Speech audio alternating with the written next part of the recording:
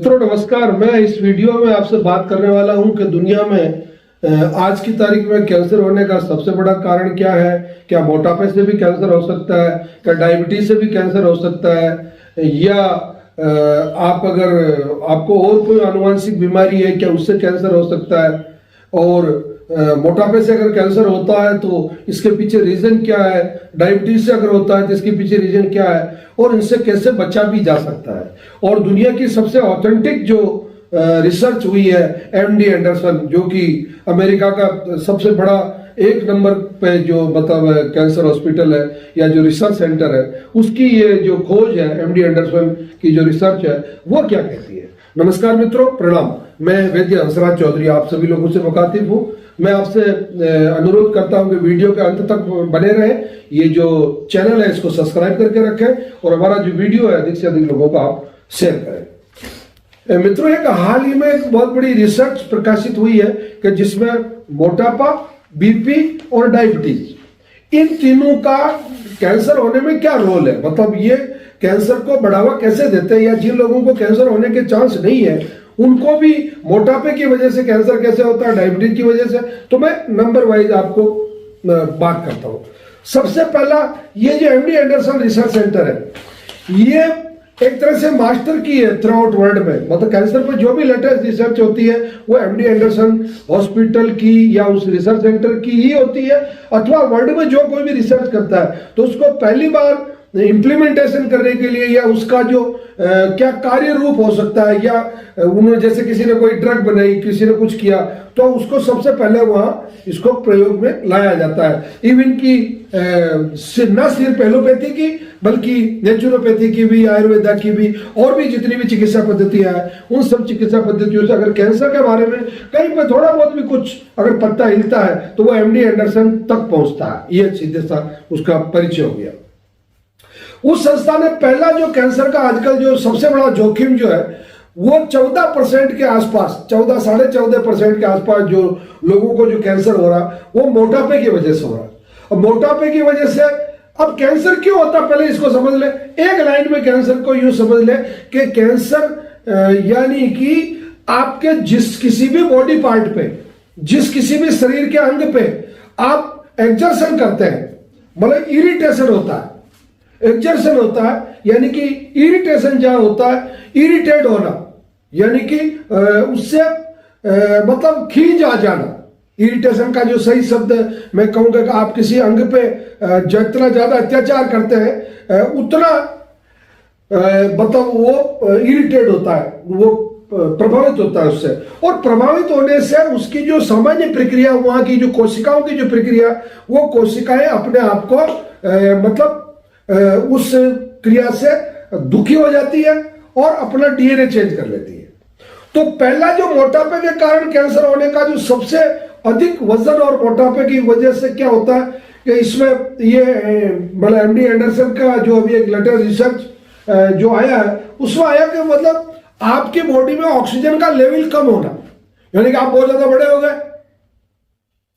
आपकी आंखें बहुत ज्यादा फैल गई, आंखों में स्वेलिंग आ गई, आपके पूरी बॉडी में इतने मसल्स हो गए। अब ऑक्सीजन लेवल, ऑक्सीजन के लिए भी तो जगह चाहिए ना, आपके खून में भी ऑक्सीजन के लिए जगह चाहिए, आपकी कोशिकाओं में भी ऑक्सीजन के लिए जगह चाहिए। तो आपने मोटापे की वजह से क्या किया, जो आपकी कोशिका में जिस जगह ऑक्सीजन भरी होनी चाहिए थी, जो ऑक्सीजन को अपनी क्रिया करने के लिए जहां खाली स्थान की जरूरत थी, वो आपने कार्बोहाइड्रेट भर दिया, फैट भर दी और दूसरे एसिड भर दिए या दूसरे टॉक्सिक्स भर दिए, तो ऑक्सीजन के लिए जगह नहीं मिली।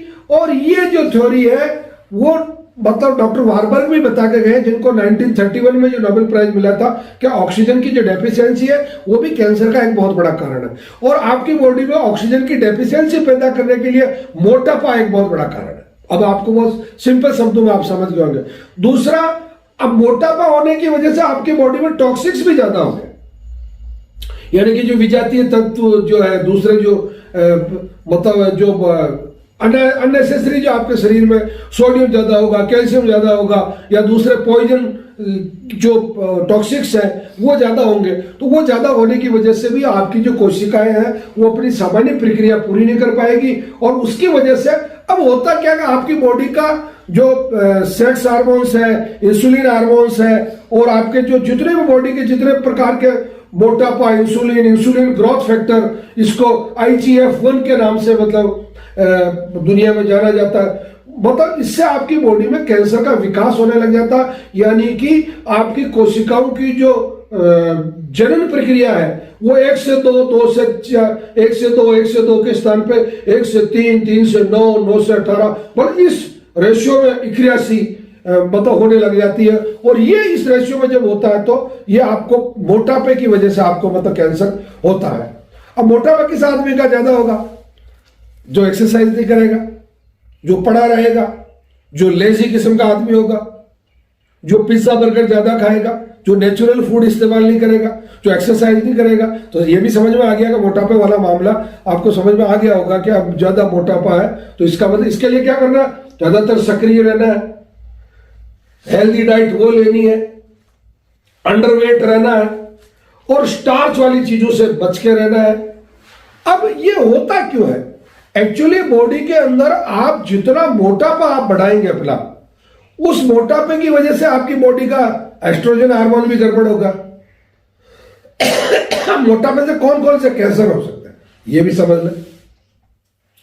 आपकी छोटी आंत का कैंसर हो सकता है, बड़ी आंत का कैंसर हो सकता है, लीवर का कैंसर हो सकता है, ब्रेस्ट कैंसर हो सकता है, गर्भाशय के मुंह का कैंसर हो सकता है, गर्भाशय का कैंसर हो सकता है, और ये इनकी ब्रेन ट्यूमर हो सकता है। बताइए, ये जो मैंने 9-10 जो कैंसर आपको बताए, ये कैंसर आपको मोटापे की वजह से होने ही होने हैं। अब दूसरा नंबर आता है आपको डायबिटीज पे। डायबिटीज की वजह से आपका इंसुलिन सिस्टम गड़बड़ होता है। इंसुलिन सिस्टम गड़बड़ होने से आपका पाचन सिस्टम गलत होता है, और पाचन सिस्टम गलत होते ही लीवर का कैंसर होने के चांस बहुत ज्यादा बढ़ जाता है। अग्नाशय का कैंसर होने के चांस बहुत ज्यादा बढ़ जाता है। तीसरा आप आ जाइए बीपी पे। ब्लड प्रेशर जो है, इसके वजह से आपके फेफड़ों पे एक्स्ट्रा लोड पड़ता रहता है, आपके सिराओं और धमनियों पे एक्स्ट्रा लोड पड़ता रहता है, क्योंकि फेफड़े संघर्ष करेंगे अधिक ऑक्सीजन के लिए। खून आपका ऑक्सीजन लेने को स्वीकार नहीं, क्योंकि वो पहले से ही आंफ रहा है, पहले से उसकी जो जनरल हेल्थ है, ब्लड की जो जनरल हेल्थ है, यानी कि CBC जो है वो नॉर्मल नहीं आ रही है, तो उसकी वजह से आपको ब्लड कैंसर होने के पूरे पूरे चांस बनते हैं।